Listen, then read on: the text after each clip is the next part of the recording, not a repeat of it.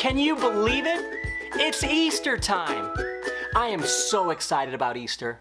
I'm excited about the eggs. I'm excited about the candy. I'm excited about the baskets. Oh, and I'm definitely excited about the Easter egg hunts. Hey, I have an idea. Why don't we have an Easter egg hunt together?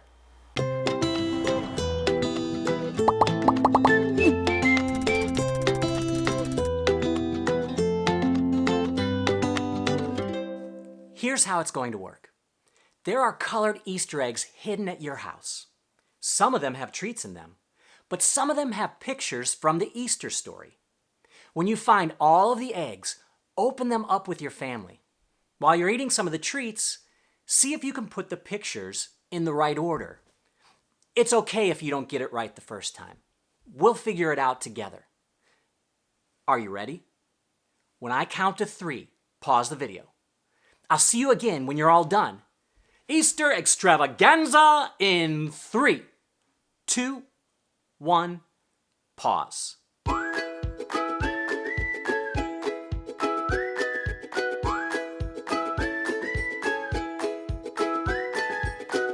Nice job!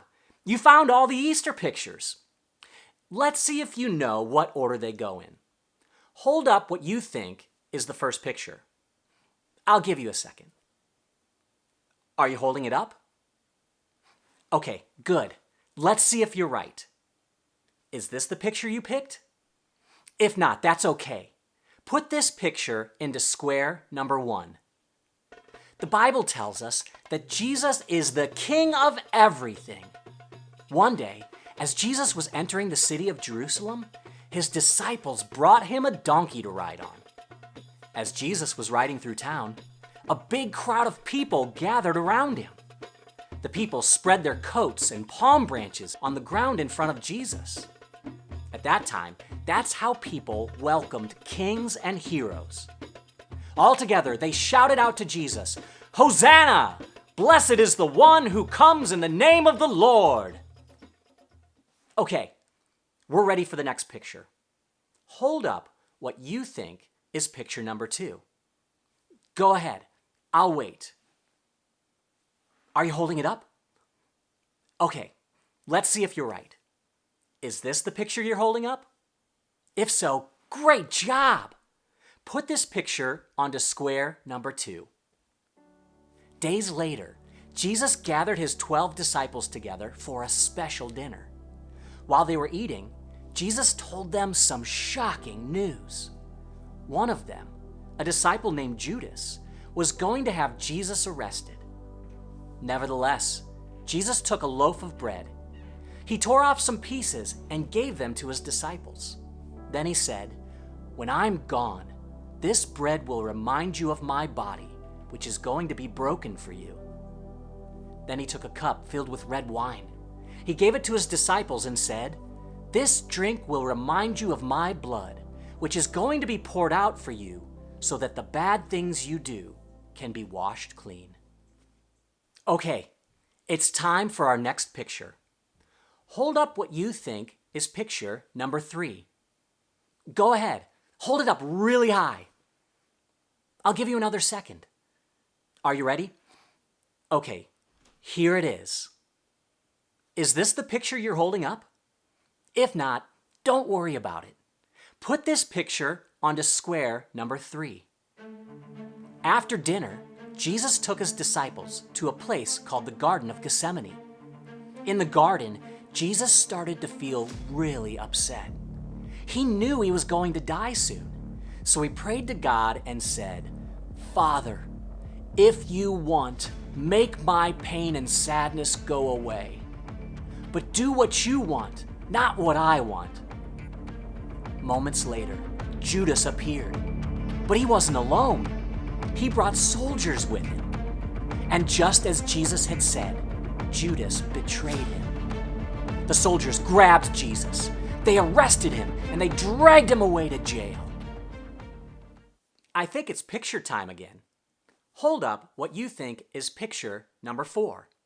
There's only 2 pictures left. I know you've got this. Okay, are you ready? Here it is. Is this the picture you're holding up? If so, way to go!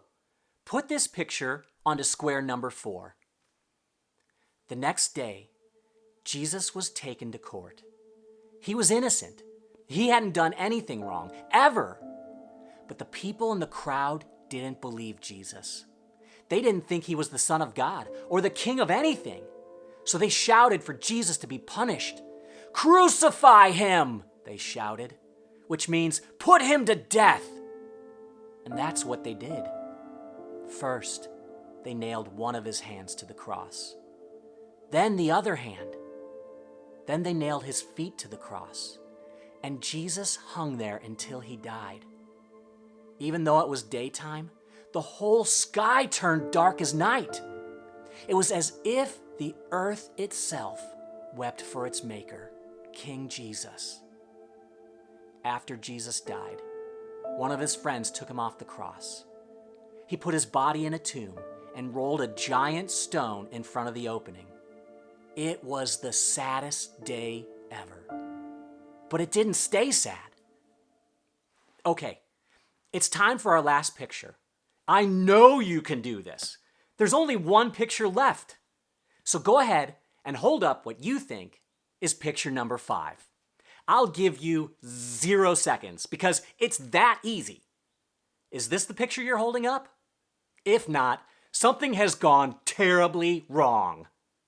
Put this picture onto square number 5. 3 days later, some women went to see the tomb.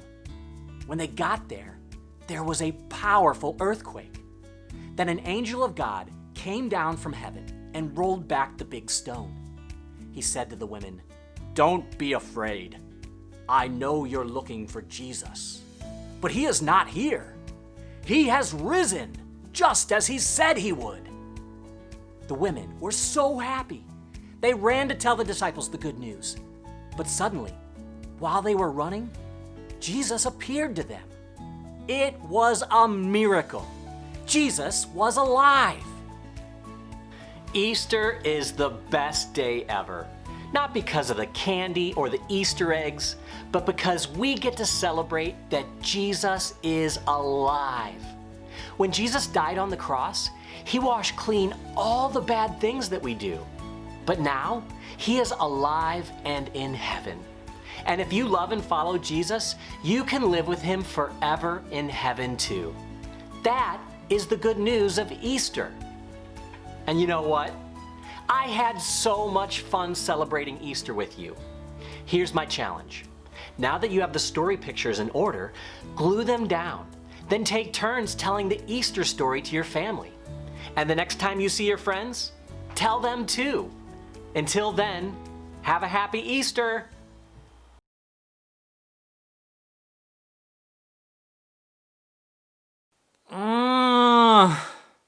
I'm so bored again. What should I do? Whee!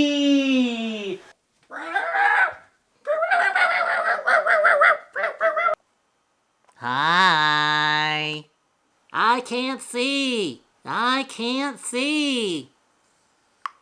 Oh, that's better.